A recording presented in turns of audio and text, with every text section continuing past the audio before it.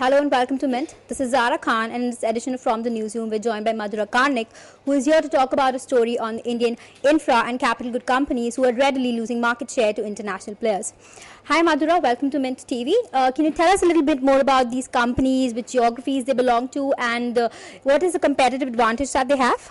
Hi Zara. So most of these companies belong to South Korea, some European countries of course, and a small chunk of Chinese companies. So what's happening in the Middle East particularly is that these companies have huge economies of scale there, and that gives them a chance to operate on very low margins, and that's where Indian companies are losing their advantage, because Indian companies cannot afford to operate on very low margins abroad. So that's like one of the major competitive advantage of those companies in the Middle East at least.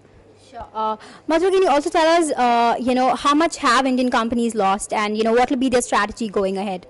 So one example that we could look at is L&T, which declared its first quarter earnings on Monday, and we saw that there was this drop of around 0.6% in their margins, and that was majorly attributed to international projects, which form around 27% of their order book for the past quarter. So that's how the profits for Indian companies are being affected. And we spoke to Mr. K. Venkatramanan, who is the Chief Executive Officer at L&T, and he said that they are trying to link up with some of the South Korean players so that they can cut down the competition. However, these companies are really big in size, so they are obviously interested in projects worth like more than $10 billion, and L&T has projects around $2 billion, so they are not readily willing to partner with L&T there on such smaller projects. So that's going to be a concern, and L&T and he sounded cautious that they need to expand their horizon in the Middle East so that they can tackle these companies and they can operate at really low margins also.